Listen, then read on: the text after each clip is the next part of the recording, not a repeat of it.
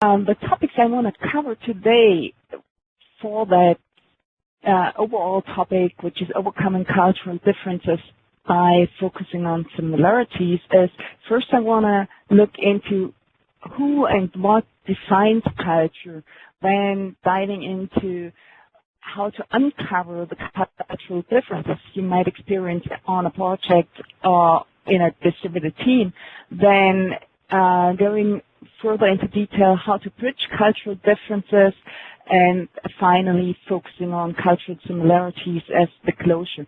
And actually, part of the topic for this webinar says already what I really believe in, that if you want to really overcome cultural differences, the thing you need to do is to focus on similarities. So if you want to take one message away, this would be it. And of course, I will elaborate on this, why is this, and how to do that, and all of that. Susan mentioned already before that my background is especially on agile projects. Typically, these are large and distributed, and this is where my experience comes from for especially this webinar. Okay, let's look into the first one, which is defining culture. At first, I want to look at what generally defines culture, and also what do we often believe defines culture.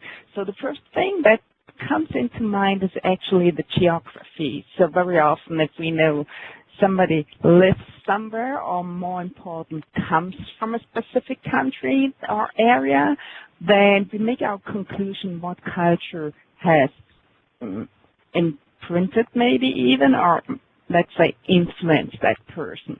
However, that's not all. This is just one aspect of many. Another aspect is the language, which is also part of our culture, or the strategies we are using or we are used to deal with. Same thing about politics, the politics we're living in, like is it a democratic state or is it something else?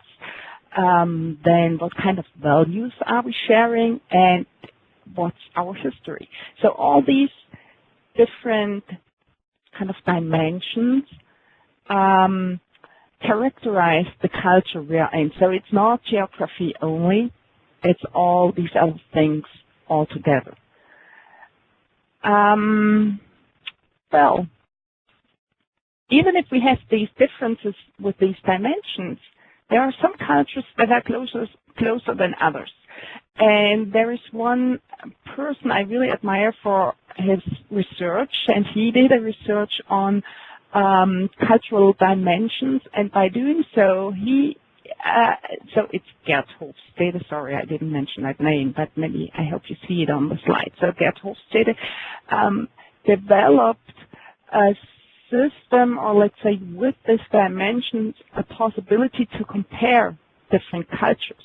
And you might want to look into that when you're about to work in a distributed setting, or if you are working in a distributed setting and you find out where most likely the difficulties will be lying in, or which dimensions might be easier to deal with each other. So this is, I think, a really helpful tool, and actually it is like a tool. I will show you in a second how this then looks like. So Gerd Hofstede came up with 5 different cultural dimensions, and the first one is the PDI, or Power Distance Index, and what it says is it's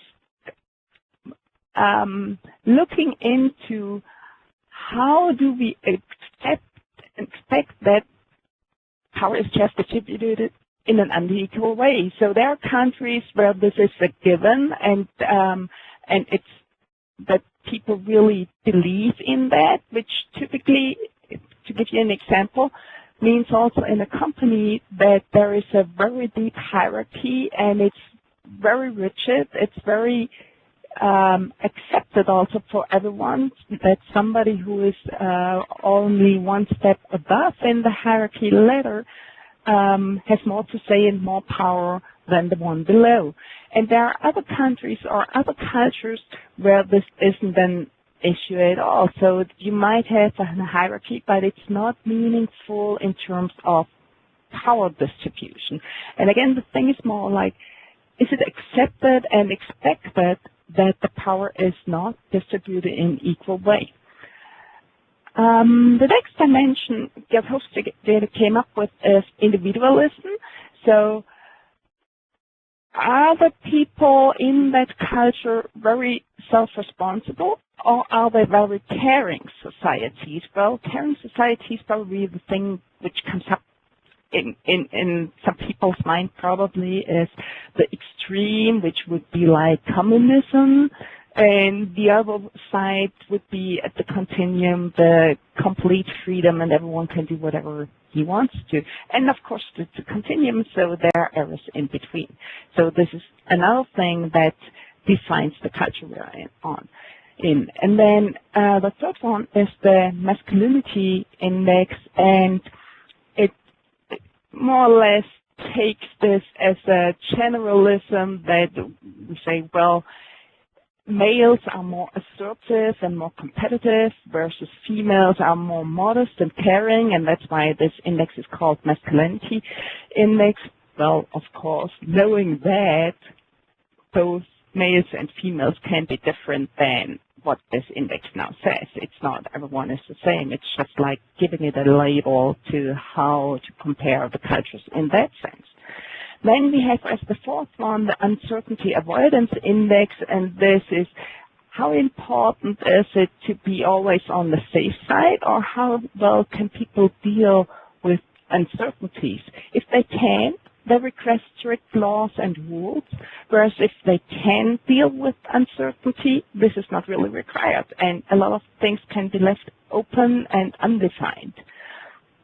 And as the fifth dimension, we have the long-term orientation, which is more like how do we have respect for the tradition and how important is the tradition and this obligation to us, whereas how much are we driven just by whatever is happening right now. Now, I started that with that there are these 5 different cultural dimensions, and this is actually how Gerd Hofstede started and developed this model for many, many years, but now just recently he came up with the 6th dimension, which is indulgence versus restraint. So more or less, are we more saving our stuff? I think it's related to the long-term orientation as well. Well, they are all related somehow, of course. However, is it more that, yeah, we are indulgent and we can really offer stuff, or is it more that we restrain our things and this is what's driving us? Now you wondered maybe why I was speaking of a tool or more a model, whereas you've so far have only seen these dimensions, and there's actually more to that. And as an example, because I believe most of you are from the States and I am from Germany, I brought you a model which compares these different cultures. So the United States compared to the German culture. And probably it's not very surprising that in many dimensions there's not such a big difference, really. However, there are some differences, and the one, I guess, some people have experienced that as well is, for example, the uncertainty avoidance index. So it's that the Germans, they can't really live with uncertainties. And being German, I can tell you that this is really true. So we like to have things set out and rule out and knowing where to go, whereas the Americans are more easygoing with things that are uncertain.